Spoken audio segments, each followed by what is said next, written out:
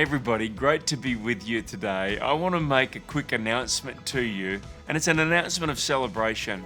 In June, we drove the We're Here For You campaign to strengthen our capacity to minister to local families, to people who are doing life tough through our life care services.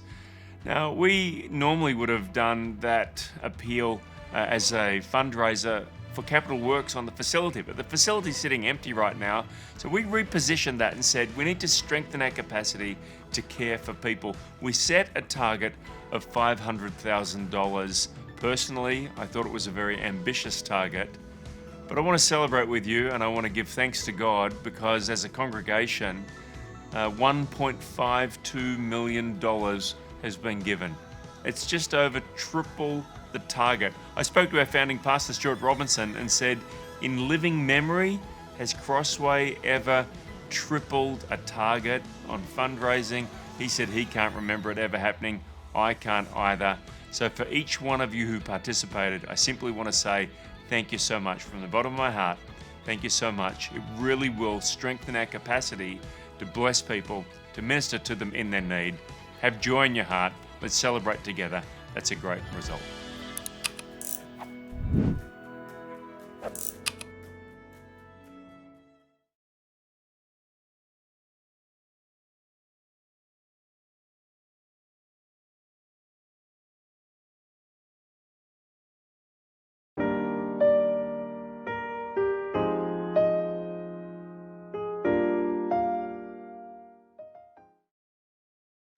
Selamat pagi saudara-saudara yang dikasihi oleh Tuhan.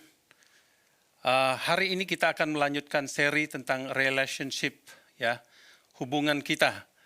Minggu lalu saya sudah berbicara tentang hubungan kita dengan Tuhan, betapa pentingnya mengenal Tuhan, karena dengan mengenal Dia kita mempunyai hubungan yang baik. Atau sebaliknya dengan mengenal Dia kita bisa mengenal diri kita dan mengenal orang lain dan lain sebagainya. Saudara, hari ini kita akan melihat seri yang kedua, relasi kita di dalam gereja. Nah, saudara, relasi kita dengan Tuhan itu akan menentukan relasi kita dengan sesama. Saudara yang kekasih dalam Tuhan Yesus, sebelum kita melihat, saya melihat dan merenungkan firman Tuhan, kita akan berdoa terlebih dahulu. Bapa dalam sorga, terima kasih untuk pagi hari ini kami bisa datang bersyukur, diberikan waktu untuk memberitakan firman-Mu, belajar dari firman-Mu, mendengarkan suara-Mu. Berkati kami semua yang mendengarkan firman-Mu. Berkati hamba-Mu, pakai dan urapi dia. Dan Tuhan, kami serahkan seluruh acara ibadah pada pagi hari ini, walaupun secara online. Kami minta di dalam nama Tuhan Yesus, biarlah Engkau menyertai dari awal, pertengahan, hingga akhirnya. Amin. Saudara yang kekasih dalam Tuhan Yesus, untuk membuka khotbah saya mengutip ada di sana satu puisi, ya. Puisi, saudara bisa lihat di layar, saya coba menerjemahkan dalam bahasa Indonesia. Kata-kata sembrono bisa menimbulkan persoalan. Kata-kata kejam bisa merusak kehidupan. Kata-kata pahit bisa menanamkan kebencian. Kata-kata brutal bisa memukul dan membunuh. Kata-kata yang baik bisa meluruskan jalan. Kata-kata sukacita bisa menerangi hari. Kata-kata yang tepat waktu bisa mengurangi stres atau tekanan. Kata-kata kasih bisa menyembuhkan dan memberkati. Saudara yang kekasih dalam Tuhan Yesus, kesimpulan dari puisi tersebut, kita harus menjaga kata-kata yang keluar dari mulut kita. Agar saudara, kita tidak menyakiti orang dan kita tetap mempunyai hubungan yang baik dengan orang lain. Nah, untuk memelihara relasi yang sehat di dalam gereja, saya akan memberikan 5 prinsip penting yang perlu kita ketahui. Yang pertama, saudara-saudara, prinsip itu adalah pentingnya penguasaan diri. Saudara yang kekasih, orang yang berkuasa atas dirinya adalah saudara sendiri, ya, atau orang itu sendiri. Apakah saudara pernah mendengar orang berkata, saya selalu berbicara sesuai dengan apa yang ada dalam pikiran saya, tidak peduli apakah itu. Saudara yang kekasih dalam Tuhan Yesus, kira-kira apa reaksi saudara bila saudara mendengar orang berkata demikian? Apakah saudara perlahan-lahan menghindar, menjauhkan diri? Saya tidak heran, karena bisa saja dia mengatakan hal-hal yang tidak baik tentang saudara dan menyakiti saudara. Daripada disakiti, lebih baik saudara mengundurkan diri. Terkecuali pada saat itu saudara tahu bahwa saudara perlu melayani orang tersebut.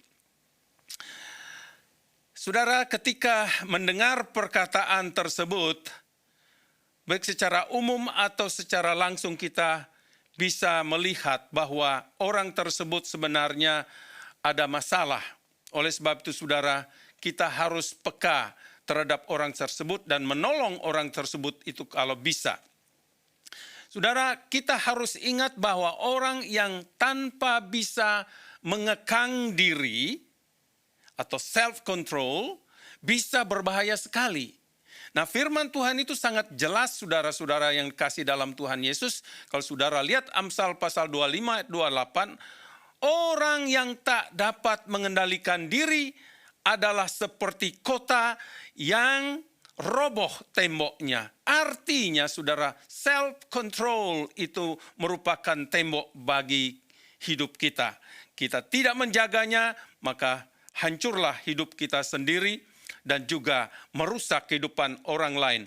Kata-kata dalam ayat ini sangat sederhana, tetapi saudara yang kekasih, ini mengandung suatu peringatan kepada kita semua.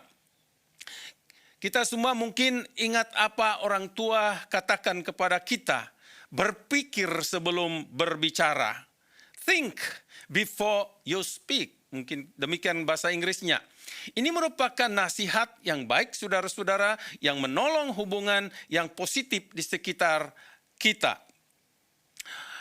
Kita tidak boleh menduga bahwa umur dan pengalaman kita dalam kehidupan kita mengizinkan kita untuk mengatakan apa saja yang kita mau. Mengizinkan kita berbicara setiap saat kita mau.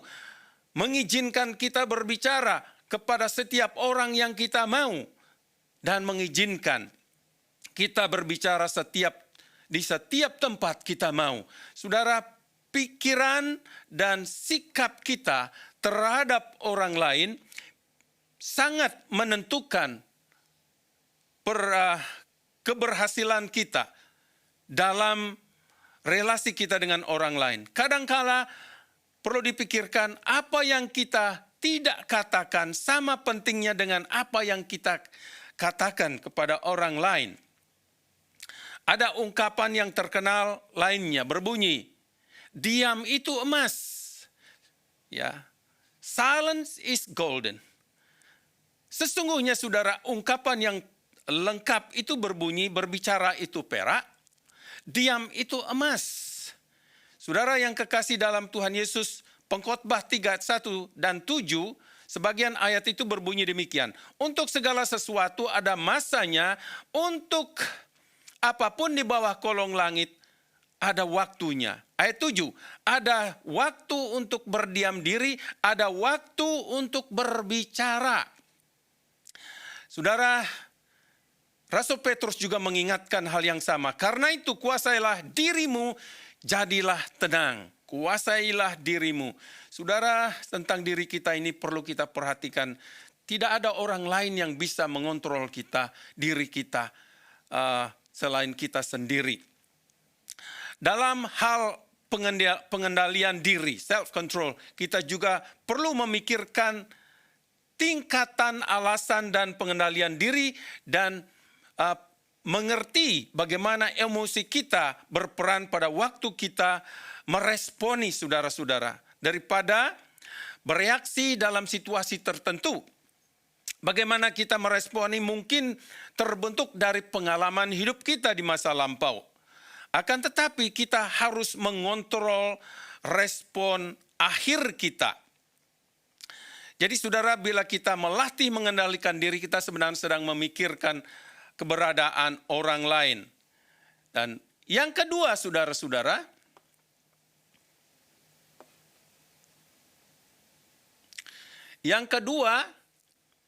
pentingnya menjaga mulut kita. Nah, ini penting sekali saudara-saudara. Pelecehan kadang-kadang kita tidak terbatas. Pelecehan ada beberapa bentuk. Bisa berupa pelecehan secara fisik, secara seksual, secara mental, secara rohani. Namun banyak orang tidak menyadari bahwa pelecehan-pelecehan dengan kata-kata atau secara verbal sama bahayanya, sama buruknya dengan pelecehan secara fisik.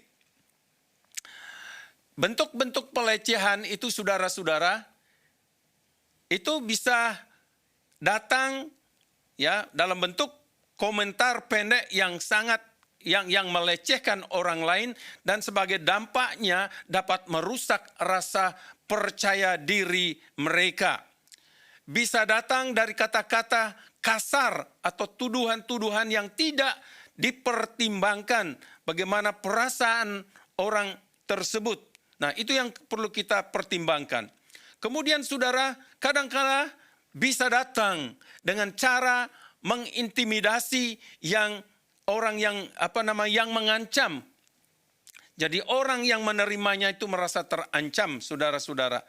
Nah, saudara yang kekasih, berapa di antara saudara mungkin ingat ketika dibully ya, waktu kita masih di TK, SD, SMP dan lain sebagainya. Kalau saya teringat waktu saya di SD sampai dengan SMP, saya sering dibully karena ya maklum saya tidak banyak teman di dalam sekolah, saya orang Bali, tinggal di daerah transmigrasi, dan saudara di sekolah saya itu pada umumnya orang sangat-sangat sedikit rasis terhadap orang Bali saat itu. Saya bersyukur saudara-saudara, saya bisa melewati itu karena pertolongan Tuhan. Dan yang menjadi dampak lama dalam hidup saya tidak percaya diri bila berbicara karena bully-bully tersebut. Tapi bersyukur, saya juga heran kenapa saya bisa menjadi hamba Tuhan, berbicara di depan banyak orang, dan di depan jemaat dan sebagainya. Itu semua oleh karena anugerah Tuhan. Dan saudara, bagaimana perasaan saudara ketika orang lain berkata-kata tidak sopan kepada saudara? Pasti sedih, tertekan. Saya tidak heran. Firman Tuhan dalam kitab Pengkhotbah memberikan seharusnya, ya, memberikan seharusnya atau tidak seharusnya berinteraksi satu sama lain. Saudara yang kekasih dalam Tuhan Yesus, misalnya saudara, kita perlu pertimbangkan ayat-ayat berikut ini. Saudara bisa pertimbangkan ayat-ayat ini, dan saya mungkin tidak membaca semuanya. Nah, dalam Amsal pasal 10, 11 dan 14 dikatakan mulut orang benar adalah sumber kehidupan, tetapi mulut orang fasik menyembunyikan kelaliman. Orang bijak, ayat 14, orang bijak menyimpan pengetahuan, tetapi mulut orang bodoh adalah kebinasaan yang mengancam. Di dalam banyak bicara pasti ada pelanggaran, tetapi siapa menahan bibirnya berakal budi. Dan seterusnya dan seterusnya. Saudara bisa baca sendiri. Dan sebagai kesimpulan saudara, semua ayat-ayat tersebut mengingatkan kita bahwa kita perlu berpikir dan bersikap positif dalam komunikasi kita satu sama yang lainnya. Kita harus tegas, suportif, dan saling mendorong satu sama lain. Jadi saudara, marilah kita ingat, bila kita melecehkan orang lain melalui kata-kata kita, maka kita perlu mempertimbangkan keberadaan orang lain, bukan saja tentang diri kita. Kemudian yang ketiga saudara, prinsip yang ketiga, jangan suka menghakimi orang. Nah ini memang berat saudara, berat sekali. Karena apa? Ini sering kita lakukan tak sadar atau tidak sadar. Saya percaya bagian ini memang sangat berat bagi kita semua.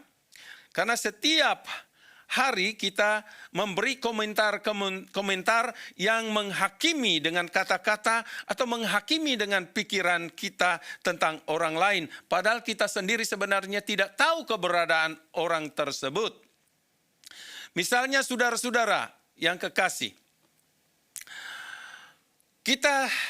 ketika kita melihat seseorang, entah dia duduk, entah dia berjalan, ketika kita melihat mukanya muram, kita langsung berkata orang itu tidak ramah.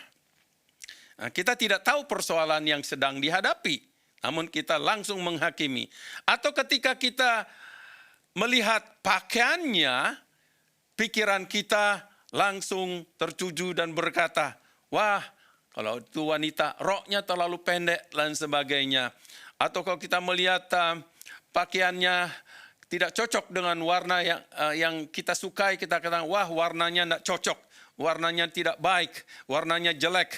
Atau kita lihat rambutnya tidak rapi, perlu dipotong mungkin kita katakan. Nah saudara, ada banyak lagi yang kita sering ucapkan dan pikirkan begitu negatifnya orang lain di hadapan kita. Jadi secara tidak sadar, seringkali kita melihat ada sesuatu yang salah pada seseorang. Lalu kita membuat komentar-komentar yang bernada menghakimi. Padahal kita tidak tahu apa-apa tentang situasi orang-orang tersebut. Lebih parah lagi kalau kita langsung menghakimi dengan mengucapkan kata-kata di hadapannya. Nah, Tuhan Yesus memperingatkan kita tentang hal ini. Lukas pasal 6 ayat 36 sampai 37, dia katakan, hendaklah kamu murah hati, sama seperti Bapamu adalah murah hati. Janganlah kamu menghakimi, maka kamu pun tidak dihakimi. Janganlah kamu menghukum, maka kamu pun tidak akan dihukum. Ampunilah dan kamu akan diampuni. Demikian Tuhan memberitahukan kita di sini bahwa ada sebab akibat kalau kita melakukan sesuatu. Jadi menurut ayat ini sebenarnya kita jangan cepat menghakimi, karena untuk mengenal keadaan orang tersebut kita perlu mempelajari, menyelidiki keadaan yang sebenarnya sehingga kita tidak cepat menghakimi. Dalam Matius juga saudara-saudara, dalam Matius pasal 7, saya tidak akan baca secara lengkap, dikatakan di sini, jangan kamu menghakimi supaya kamu tidak dihakimi. Hampir senada dengan Lukas tadi. Perhatikan kata-kata, mengapakah? Ya, ada pertanyaan. Mengapakah engkau melihat selumar di mata saudaramu sedangkan balok di dalam matamu tidak engkau ketahui? Kemudian terakhir dikatakan, hai orang munafik, keluarkanlah dahulu balok dari matamu, maka engkau akan melihat dengan jelas untuk mengeluarkan selumar itu dari matamu sendiri, dari mata saudaramu. Saudara, betapa pentingnya kita melihat, mengintrospeksi diri sendiri sebelum kita mengatakan sesuatu tentang orang lain. Jadi saudara, kita harus akui bahwa lebih mudah menemui kesalahan orang lain daripada menemukan kesalahan kita sendiri. Saudara, sebagai orang Kristen kita adalah bersaudara. di dalam gereja. Kita dikatakan satu tubuh. Kita dinasihati oleh Tuhan Yesus agar kita jangan munafik. Membenarkan diri sendiri dalam tindakan kita terhadap orang lain. Tuhan Yesus mengingatkan kita pertama-tama menguji diri kita sebelum kita berharap menolong orang lain. Jadi saudara, pada saat kita menghakimi orang lain, kita perlu mempertimbangkan keberadaan orang lain. Kemudian yang keempat, saudara, mari kita lihat yang keempat, di sini katakan, praktekkan pengampunan. Nah ini sangat penting saudara, kita sering mendengar hal ini. Ada banyak ayat-ayat dalam Alkitab, dalam pasal-pasal Alkitab yang berbicara tentang pengampunan. Tetapi ada satu pasal kunci dalam Injil Matius, di mana kita bisa mengerti dimensi spiritual dari pengampunan dan perannya dalam kehidupan kita. Dikatakan di dalam Matius pasal 18:21 itu ada cerita di mana kemudian datanglah Petrus dikatakan dan berkata kepada Yesus, Tuhan, sampai berapa kali aku harus mengampuni saudaraku jika ia berbuat dosa? Saudara, berapa kali itu pertanyaannya? Sampai 7 kali? Saudara, kita tahu jawaban Tuhan Yesus bukan 7 kali. Dan apa maksud pertanyaan itu? Dan apa arti pernyataan tersebut, saudara? Dan di sini kita belajar bahwa pengampunan itu harus tidak terbatas. Ya, tidak terbatas. Lalu apa artinya untuk kita? Ingat, sebagai orang-orang percaya, kita semua bersaudara dalam Kristus. Sekali lagi. Karena itu, kalau kita dihakimi, dikata-katai tidak baik dan tidak pantas, menyakiti hati, maka kita harus mengampuni orang tersebut, saudara-saudara. Kita tidak punya pilihan, karena itu yang diajar oleh Tuhan Yesus. Mengasihi musuh, mengampuni mereka, memberkati mereka. Ada beberapa orang yang saudara ketahui, ya, yang mungkin mengalami kepahitan karena kata-kata yang bersifat menghakimi yang ia terima dari orang lain. Mungkin di waktu masa lampau, dan itu berakar dan terus membuat dia kepahitan. Bila saudara ditanyakan orang tersebut mengapa dia masih marah, bila dia terbuka, tolonglah orang tersebut untuk pulihkan hubungannya dengan Tuhan supaya dia mengalami kesembuhan. Ada satu cerita saudara-saudara, ini cerita yang klasik tentang pengampunan yang diceritakan oleh Bishop Desmond Tutu. Dalam bukunya There is no future without forgiveness. Tidak ada masa depan tanpa pengampunan. Saudara, di sana dikisahkan 2 narapidana perang dari perang Vietnam. Mereka tidak pernah bertemu cukup lama. Kemudian satu saat ada reunion, dan dalam reunion itu mereka bertemu. Kemudian mereka asik ngobrol-ngobrol. Setelah ngobrol-ngobrol, ada salah satu temannya berkata, apakah kamu pernah mengampuni mereka yang memenjarakan kamu? Itu pertanyaannya.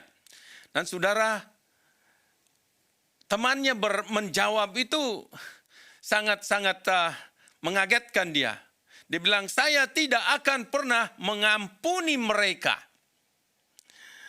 Veteran pertama terkejut mendengar respon tersebut, lalu berkata kepada temannya, sepertinya kamu masih dipenjarakan oleh mereka.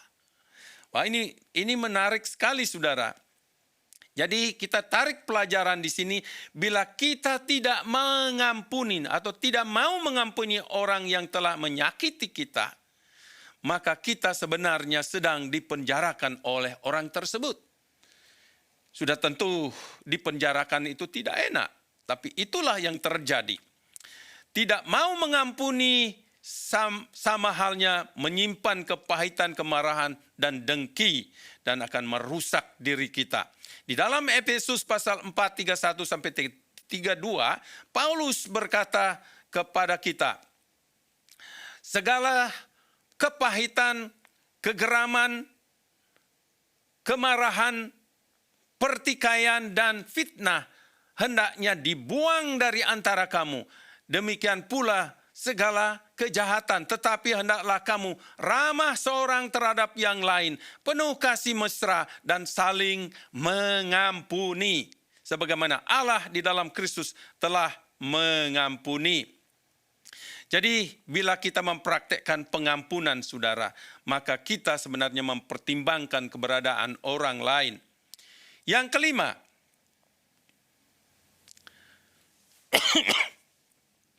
saudara, yang kelima, terliwat. Yang kelima, jangan suka membicarakan perkara-perkara negatif tentang orang lain. Siapakah orang lain? Kalau itu di dalam gereja, selain diri kita, itu orang-orang, teman-teman kita, rekan-rekan kita. Dan saudara, di sana ada anjuran yang perlu kita perhatikan. Hiduplah dalam kasih dengan rekan-rekan seiman. Yohanes 13 ayat 34 sampai 35, Tuhan Yesus berkata, aku memberikan perintah baru kepadamu, yaitu supaya kamu saling mengasihi. Kata saling, garis bawahi. Sama seperti aku telah mengasihi kamu. Standar kasih kita harus seperti Allah mengasihi kita. Demikian pula kamu harus saling mengasihi. Dengan demikian semua orang tahu bahwa kamu adalah murid-muridku. Yaitu jikalau kamu saling mengasihi. Nah, saudara perlu catat di sini. Menurut Tuhan Yesus, semua orang akan tahu bahwa kita adalah murid-muridnya. Jikalau kita saling mengasihi. Saudara yang kekasih dalam Tuhan Yesus, sangat-sangat penting kita menjaga hubungan yang sehat dengan saling mengasihi. Rasul Petrus juga memberikan himbauan yang sama dalam suratnya 1 Petrus pasal 4 ayat 8. Tetapi yang terutama kasihlah sungguh-sungguh seorang akan yang lain, sebab kasih menutupi banyak sekali dosa. Kata sungguh-sungguh di sini dalam bahasa Yunani-nya menarik sekali. Ektene adalah istilah untuk menggambarkan otot para atlet yang mempersiapkan diri untuk menang. Jadi saudara, maksudnya di sini kata itu dipakai, jadi maksudnya kita harus bekerja keras untuk memenangkan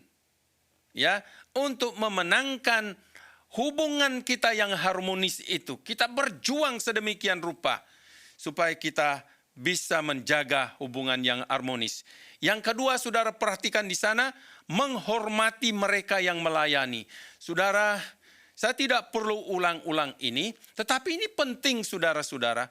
Orang-orang yang melayani, mereka memberikan hidup mereka, mengorbankan waktu mereka. Banyak kita yang tidak melayani, perlu pikirkan dan appreciate apa yang mereka lakukan.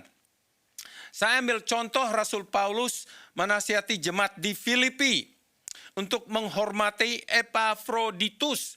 Itu dalam surat Filipi. Ya. Jadi sambutlah dia dalam Tuhan dengan segala sukacita. Sambutlah Epafroditus dikatakan. Hormatilah orang-orang seperti dia. Orang-orang seperti dia. Sebab oleh karena pekerjaan Kristus, ia nyaris mati. Dan ia mempertaruhkan jiwanya untuk memenuhi apa yang masih kurang dalam pelayanan kepadaku. Kemudian saudara-saudara dalam Kolose 4 ayat 5 sampai 6 kita baca, hiduplah dengan penuh hikmat terhadap orang-orang luar. Pergunakanlah waktu yang ada. Hendaklah kata-katamu senantiasa penuh kasih. Jangan hambar sehingga kamu tahu bagaimana kamu harus memberi sehingga kamu harus memberi jawab kepada setiap orang. Coba saudara bayangkan saudara, misalnya saudara berkunjung ke satu gereja, di sana saudara menemukan jemaatnya membicarakan pendetanya, membicarakan hal-hal yang negatif terhadap pendetanya. Kemudian juga saudara mendengar mereka saling gosip satu dengan yang lain, membicarakan yang melayan di sana, membicarakan orang lain. Nah, apakah saudara akan tinggal di sana lama? Mungkin saudara berpikir, saya tidak enak, saya akan keluar dari tempat ini. Saya tidak heran kalau saudara mendengar itu, saudara pasti tidak merasa enak. Karena saudara yang kekasih dalam Tuhan Yesus, membicarakan orang-orang lain tentang hal-hal negatif terhadap orang tersebut tidak sehat. Itu akan merusak. Saudara yang kekasih dalam Tuhan Yesus, ada di beberapa gereja saya tahu, ada pendeta sedang khotbah disuruh turun. Itu kejam sekali. Suruh turun karena ada orang-orang di sana tersinggung dengan pemberitaan firman. Saudara-saudara, orang yang bekerja, yang melayani, mereka memberikan waktu. Tim musik itu memberikan waktu. Kadang-kadang main gitar tiba-tiba gitarnya fales. Saudara kritik. Saudara bukan orang itu yang salah. Gitarnya yang salah. Mungkin saudara perlu pertimbangkan dalam mengkritik. Perlu diketahui bahwa pendeta bukanlah atau orang yang melayani bukanlah orang yang sempurna. Yang tidak membuat kesalahan. Kita semua membuat kesalahan. Dari pendeta dan pelayan-pelayan yang lain. Membicarakan kekurangan-kekurangan mereka tidak akan membuat dia lebih hebat dalam melayani. Sebagai pelayan Tuhan mereka perlu didorong. Ya, semua yang melayani perlu dorongan. Beberapa minggu lalu saya berkhotbah tentang Barnabas, seorang yang memberikan dorongan. Mari kita belajar memberi dorongan kepada jemaat, kepada orang-orang yang melayani dalam jemaat. Bila kita tidak membicarakan tentang mereka yang melayani dalam gereja, saudara-saudara seiman, kita sebenarnya sedang mempertimbangkan keberadaan mereka, perlu mengerti keberadaan kita. Sebagai penutup saudara, kita perlu belajar kelima prinsip itu. Kita perlu belajar kelima prinsip bagaimana memiliki relasi yang sehat antara sesama anggota jemaat dan dengan mereka yang melayani. Dan setiap poin saya mau tekankan kembali, perlu kita bertanya, pentingnya, apakah penting? Ya, pentingnya penguasaan diri. Kita sudah bicarakan tadi bahwa pentingnya kita menguasai diri. Pentingnya menjaga mulut kita. Jangan suka menghakimi atau judgmental terhadap orang lain. Kemudian praktekkan pengampunan. Terus mengampuni. Saudara tidak luput dari kritikan dan sebagainya. Dan di kata-kata yang tidak enak, ampuni dan ampuni mereka. Jangan suka membicarakan perkara-perkara negatif tentang orang lain. Tadi saya sudah katakan sesama kita, orang percaya, orang-orang yang melayani. Tolong belajar sportif, mendukung mereka. Biarlah renungan firman Tuhan hari ini memberkati saudara. Nah, sebagai penutup saudara, saya akan berdoa.